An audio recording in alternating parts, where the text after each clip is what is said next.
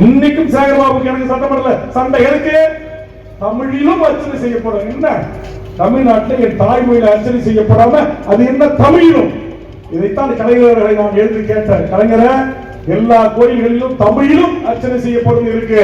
இந்த பெயர் பலகை தூக்குங்க, தமிழில் அர்ச்சனை செய்யப்படும் என்று பெயர் பலகை வையுங்கள் என்று சட்டம் கொண்டு வந்தவர் வேல்முருகன். சேகர்பாபு அவர்களே, இந்த அறத்துறை அமைச்சர் அவர்களே, இந்த கூட்டத்திலிருந்து வேல்முருகன் வைத்த கோரிக்கை ஏற்று தலைவர் கலைஞர் அவர்களுடைய அரசாணை தமிழில் அர்ச்சனை செய்யப்படும், தமிழில் குடமுழுக்கு செய்யப்படும், தமிழில் நன்னீராட்டு நடத்தப்படும் என்கிற அறிவிப்பு தமிழக சட்டமன்றத்தில் 2006 2011 வரையில் முதலமைச்சர் கலைஞராக இருந்தபோது நான் பேசிய காலகட்டத்தில் கொடுத்த உறுதிமொழி, கொடுத்த அரசு ஆணை இருக்கிறது. அதை நடைமுறைப்படுத்துங்கள் மாண்புமிகு சேகர்பாபு அவர்களே. அந்த முதலமைச்சர் கலைஞர் கொடுத்தார். தமிழிலும் என்பது தூக்கப்படும், தமிழில் அர்ச்சனை செய்யப்படும். இன்னைக்கு இருக்கா? தமிழ் அர்ச்சனை மொழியாக இருக்கிறதா? அலுவல் மொழியாக இருக்கிறதா? சுதந்திர இந்தியாவின் 70 ஆண்டு காலத்தில் இந்த வேல்முருகன் கரடியாக கத்திய பிறகுதான் இந்த முத்துவேல் கருணாநிதி ஸ்டாலின் அவர்கள்தான் கடந்த ஒரு மாதத்திற்கு முன்பாக தமிழ்நாட்டின் அரசு கோப்புகள் அனைத்தும் இனி தமிழிலே கையொப்பமிட வேண்டும், தமிழிலே கோப்புகள் சுற்றறிக்கை அனுப்பப்பட வேண்டும் என்கிற அரசாணை சுற்றறிக்கை நாட்டுடைய முதலமைச்சரை வைத்து இன்னைக்கு வெளியிட செய்த அதுக்கு வேல்முருகன் தான் காரணம். இதெல்லாம் வரலாறு, இதெல்லாம் வரலாற்று பக்கங்கள் சட்டமன்ற பதிவேடுகள் இருக்கு.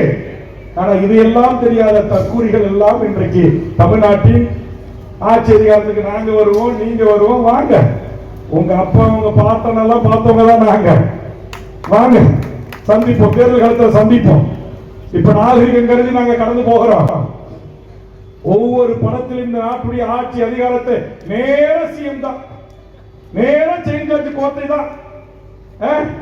இங்க அடி போடுறவன் ஒருத்தவன், போராடுறவன் ஒருத்தவன், ஜெயிலுக்கு போறவன் ஒருத்தவன், சிறைக்கு போறவன் ஒருத்தவன். இந்த நாட்டிலே அப்பழுக்கற்ற இந்திய கம்யூனிஸ்ட் இயக்கத்தில் மாபெரும் தலைவர் சுதந்திர இந்தியாவிற்காக 10 ஆண்டு காலம் சிறை சென்ற அருமை தோழர் நல்ல கண்ணுவை இந்த நாட்டில் இருக்கிற நாதாரிகள் பல பேரு யாரு நல்ல கண்ணு நல்ல கண்ணா ஏண்டா அந்த தலைவனை ஒரு காலத்தில் விமர்சனம் செஞ்சவனா இன்னைக்கு எங்க இருக்கிறான் தெரியுமா? அந்த தலைவன் காலையில் வந்து மன்னிப்பு கேட்டான். இன்னைக்கு ஐயா நெடுமாறன் எத்தனை தமிழ்நாட்டுடைய அரசியல் தலைமைகள் தொலைக்காட்சியில் உட்கார்ந்துட்டு யூடியூப்ல உட்கார்ந்துட்டு அசிங்கமா படுக்கையறை காட்சியை வந்து பல்ல கோடி மக்கள் பார்க்கிற மாதிரி பேசுற ஈனப்பிரவிகளை குறித்து நான் பேசியதை பச்சை குழந்தைகளோடு ஒப்பிட்டு எடுத்துக்கொண்டு இதான் சாக்காம் வேல்முருகனை ஏறி அடிக்கிறதுக்கு பிரபு சொன்ன மாதிரி, கண்ணதாசன் சொன்ன மாதிரி ஏறி அடிக்கிறீங்க, வாங்கடா அடிக்கிறோம், தேர்தல் வரட்டும் அடிக்கிறோம். தமிழ் சமூகத்தினுடைய வாழ்வுரிமை பிரச்சனைகளின் சிக்கல்களில் இந்த நிலத்தில் ஏற்பட்டிருந்த பேர் அபாயத்தில் இருந்து இந்த மண்ணையும் இந்த மக்களையும் இந்த மொழியும் காப்பாற்றுவதற்கு எந்த தியாகத்தையும் செய்வதற்கு வேல்முருகன் தயாராக இருக்கிறான். அவனுக்கு பிறக்கும் போது எம்எல்ஏ அவனும் பிறக்கல, 3 முறை எம்எல்ஏ அவன் நினைச்சு பார்க்கல. ஒரு கட்சியை கட்டமைப்பு உருவாக்கி இன்னைக்கு தமிழ்நாடு முழுக்கும் வேகமாக வளர்ந்து வருகின்ற ஒரு கட்சியாக கொண்டு வந்து நிறுத்தும் நான் நினைக்கல.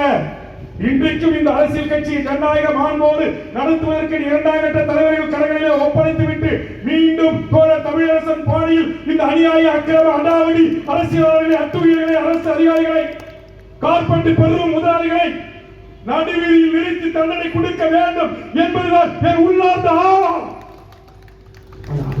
இது ஜனநாயக நாடாகிச்சே, சட்டத்தின் மேல உறுதி எடுத்துக் கொண்டு விட்டோமே அப்படின்னு பல்ல கடிச்சிட்டு இருக்கிறேன். பதவிக்காக பல்லிக்கிற கூட்டம் மட்டும் என்கிட்ட இருக்கு நினைக்காதீங்க. பதவியை தூக்கி எறிந்து விட்டு இந்த மண்ணின் மாற்றத்திற்கான அரசியலை செய்வதற்கு இங்கே வருகின்றிருக்கிற இந்த விரல் விட்டு எண்ணக்கூடிய தமிழ் தேசிய போராளிகளை கொண்டு இந்த தமிழர் நிலத்தில் ஒரு மாற்ற அரசியலை உருவாக்க முடியும் என்ற அப்படிக்கற்ற ஆளுமைகளை கொண்டு உருவாக்க முடியும் என்ற மாறாத நம்பிக்கை எனக்கு இருக்கிறது. காரணம், நாங்கள் தலைவனாக ஏற்றுக்கொண்ட தலைவன் எம் தேசிய தலைவர் மேலக பிரபாகரன் என்கிற உலகத்தில் எவனோடும் ஒப்பிட முடியாத மகத்தான தலைவன்.